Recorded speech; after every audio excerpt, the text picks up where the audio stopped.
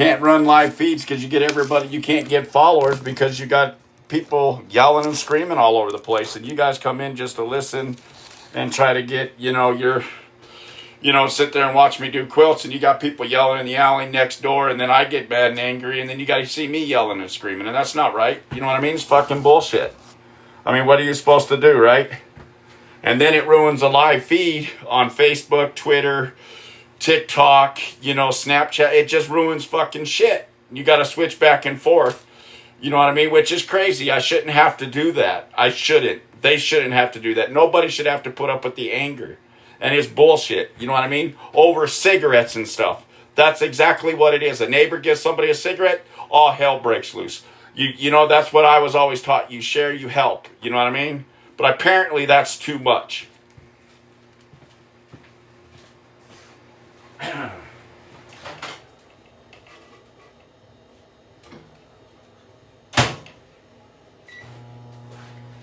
And then stay tuned, because we still got to make a trip to the police department to try to get this crazy person. I don't even know if I want to go do that now. It's fucking ridiculous. They're not going to do anything. You know what I mean? Nobody does anything. I invite you to co-host with other two creators. Yeah, no, I'm not doing that. You guys can jump in mine, because I lose too much shit when I go in yours. Look at that, see? Why did I lose all my fucking shit, man? They steal it. No, fuck off. You join in my shit, man. I'm tired of losing my shit because you guys join in it. No.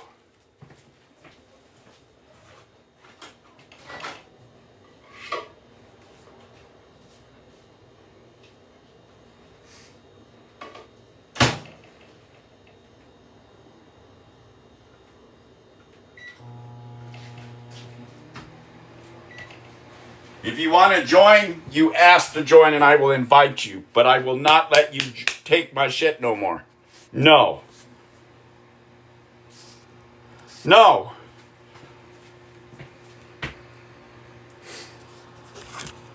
See, that's what happens. They keep jumping in and they take all my stuff.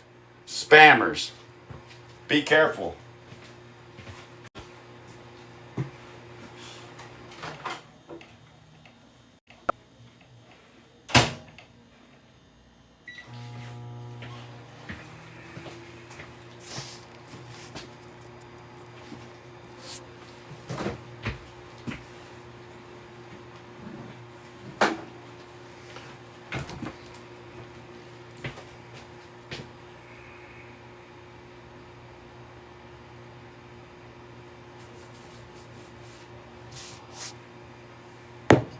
I'm starting to catch on to TikTok, buddy. No. I will invite you. You will join my feed, not me the other way around. Not happening. You want to join? I'll invite you. Decline. That's it. You guys took all my shit earlier. I'll just leave it alone. They can keep doing that all day. I don't care.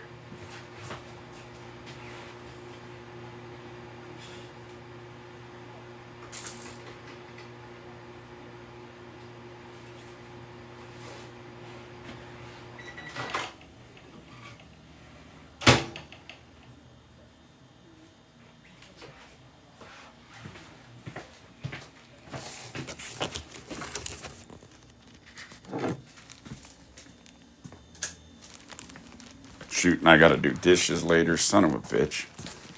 I got a lot to do today.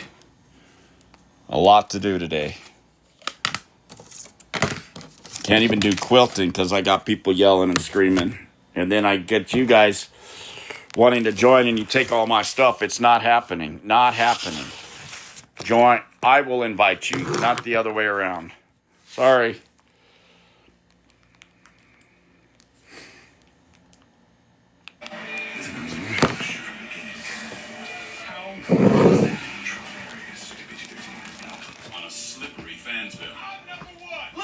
QB's on the draft slide. Any minute now. Oh, he's going. This afternoon about 3 o'clock. I don't think I've ever seen someone slide so far. College football. 2 It's o'clock? up everything. Really? Is it already 2 o'clock? No way. I was going to say no way.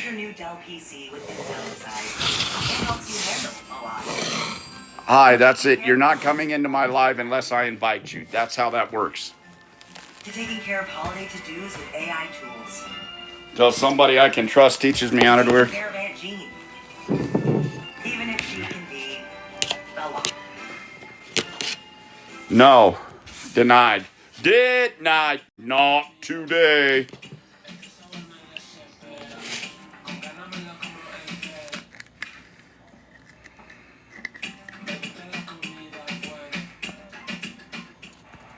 I love sports. No, I was in your feed and I got But is sport clips better than lost all sorts of shit this morning. Not happening. is sports? You guys took all my shit this morning. That was bullshit. That was armed robbery. Not happening.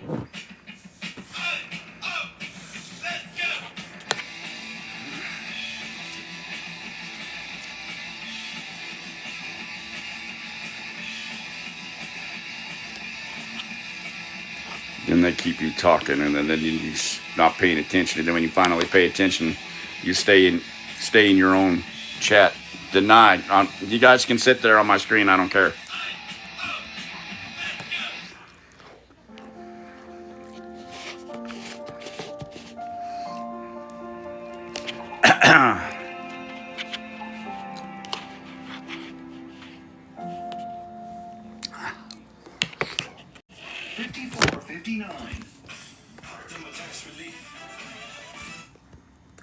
She's talking about happenings in the sports world. It is meant to be comedic informative. The opinions expressed on this show do not necessarily reflect the beliefs of their peers, their boss, or ESPN. There may be some cuss words because that's how humans in the real world talk.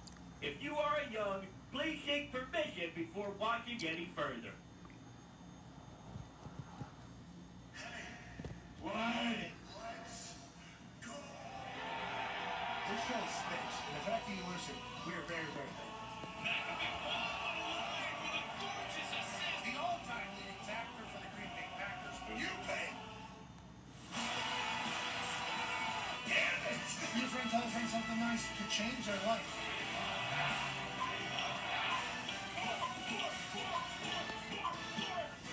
Hour 2 on the Pat McAfee Show. I'm AJ Hawk, sitting in for Pat. He's in. If I invite you, you can come in. I'm not going into your feed anymore. It takes away from me. You guys robbed me blind. That's rude. Quick 2-3 minute break. Over there. We got a beautiful setting out there. I know we got. Funny thing is, I have more followers than you, and you guys did it. That's crap. Yeah, it's beautiful out here. I don't know what they think. I like it. Yours. Is that new hat? Yeah, the fact this is not the same hat from the first hour, same shirt from the first hour, and they actually heard that I mentioned the hoodie was too small, so they actually brought up a new one. There we go. Oregon football. This place is the greatest. This place is the greatest. Very kind of us.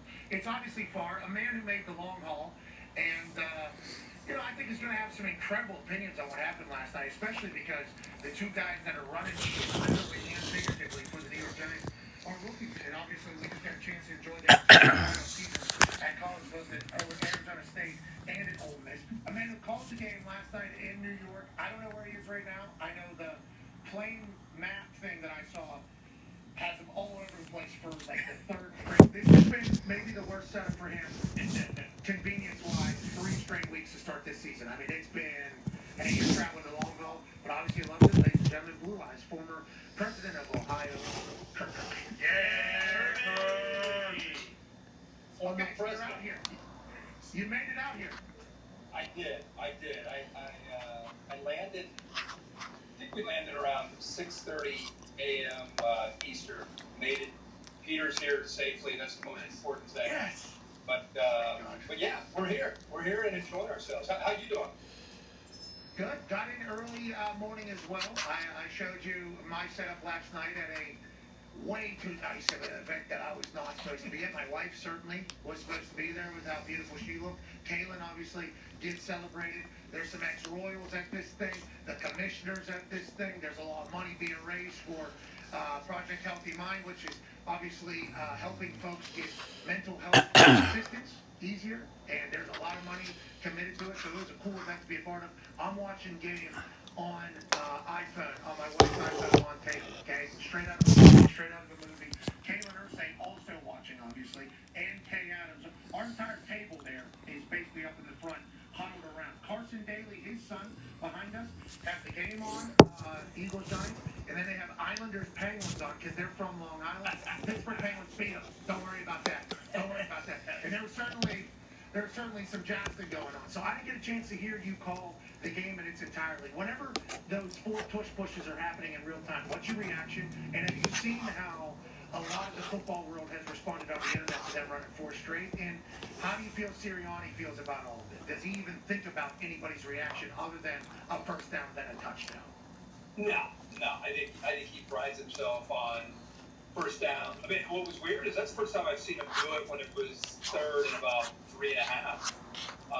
And I thought it was like a 2-for-1. Like you knew that, okay, we'll run one of these, get it to like 4th and 1, then we'll run another one. But they just kept going. I mean, I don't think we're all fans of it, but if it's not going to be outlaw, can you blame them? I mean, it works. By the way, how come other teams can't copy this and mimic it? It's bizarre how Philly seems to be the only one that can run it effectively. Yeah, get flagged for cheating. No, I can tell you the rule here. Yeah. Hold on now. I can tell you the rule because we got a tutorial in our Wednesday meeting from the league about this being emphasized with the guards jumping early.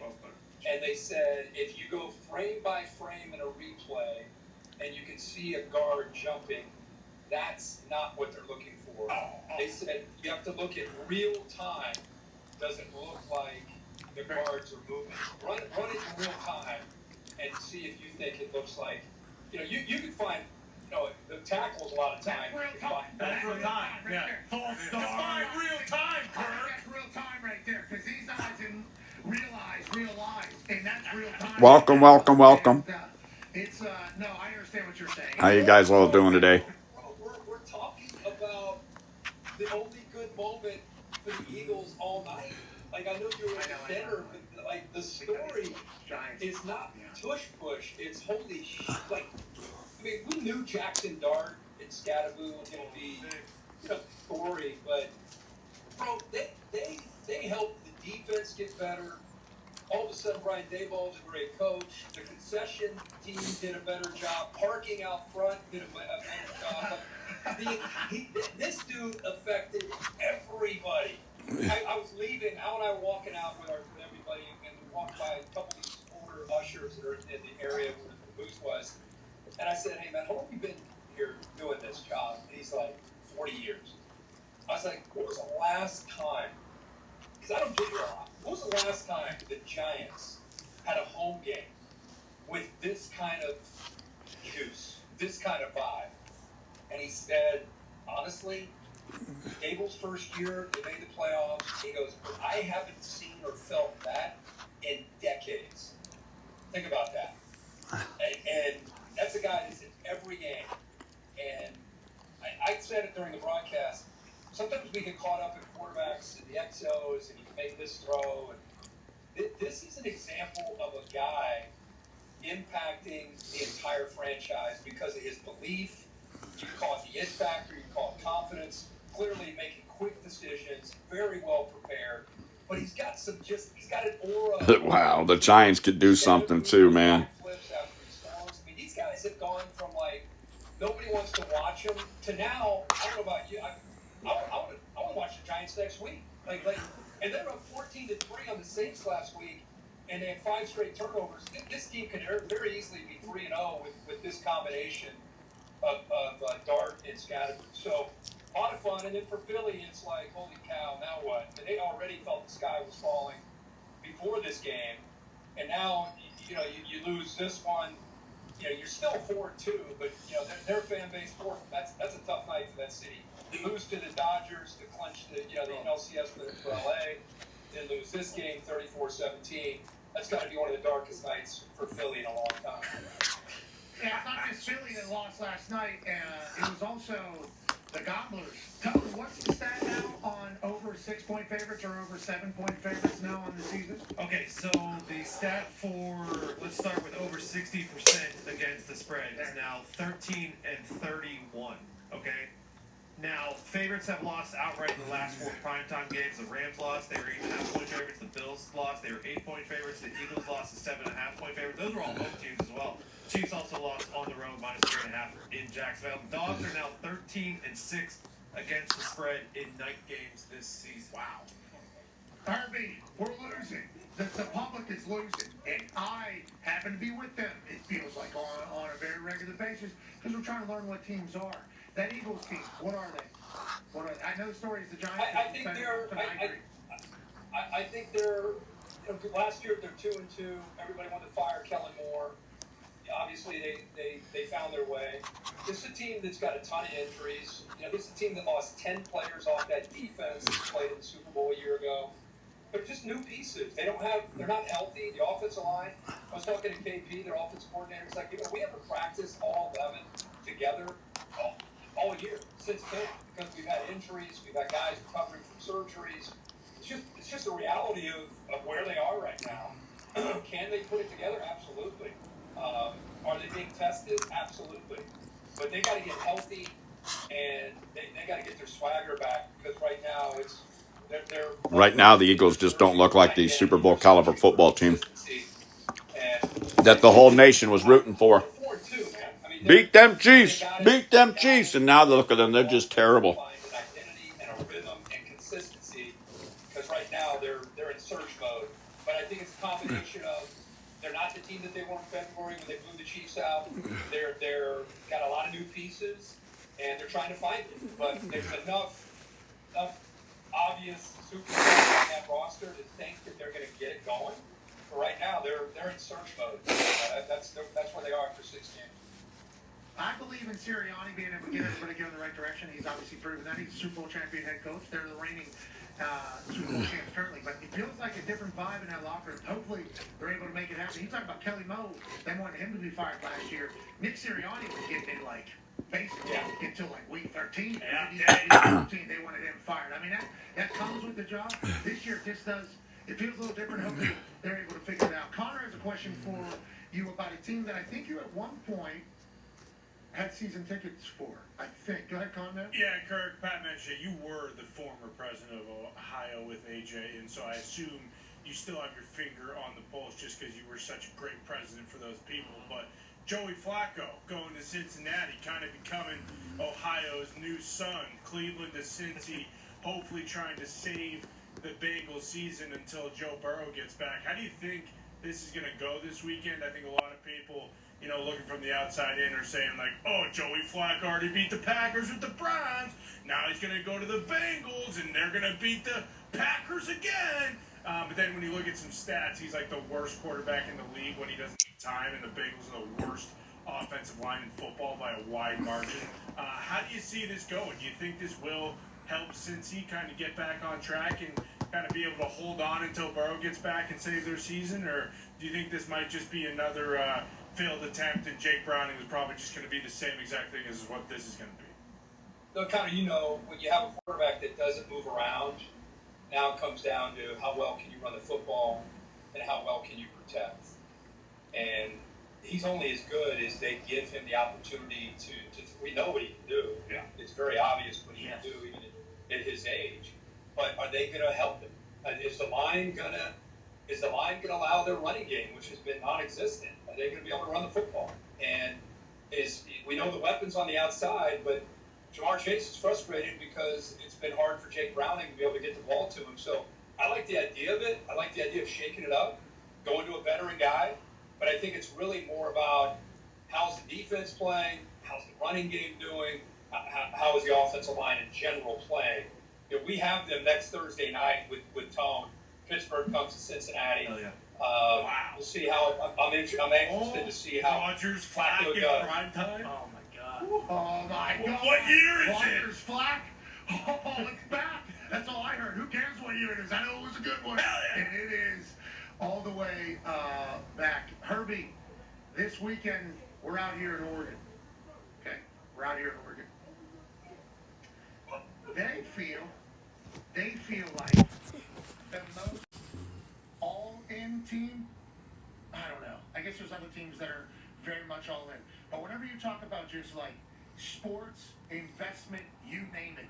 Oregon comes to the top.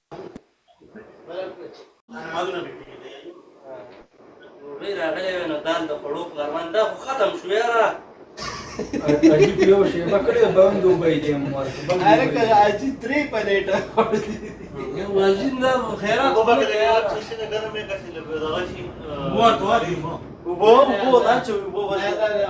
راچو ختم شو دي نیمه پتیلا او چا وات ترا شو یو ګنا ګم نه دا وا ګورې دا ورای څه ها څنګه چې په وړاندې دې دا څه کینې دورنی دا ما قدرتي باندې نه دا وجه څنګه راکړه دومره شي خو چې لږ صبر خو سړی کوي که نه دا څه کوي خپل ما روجي خوړې د څنګه ماس په نو تر راکټو دا ورور تاسو څه کوئ وروره دا په یوه دې ځکه راغلی چې مړه دې څه شو خو نه پیګنه یاره اجیو پسې چل شو کوي اجیو پسې ما بنګالیان پسې راوړي Gosh dang it.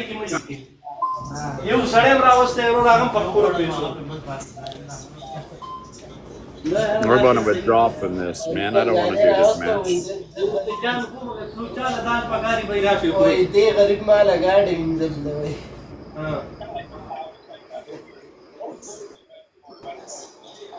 سره د پلیټ وتلې وختي په پردې پلیټ راوړې او باغې په لانجه باندې وختي Kelly and Phil, what they created initially, Mike Pilati, because Oregon, I mean, where you're sitting right now, Pat, they are a national brand.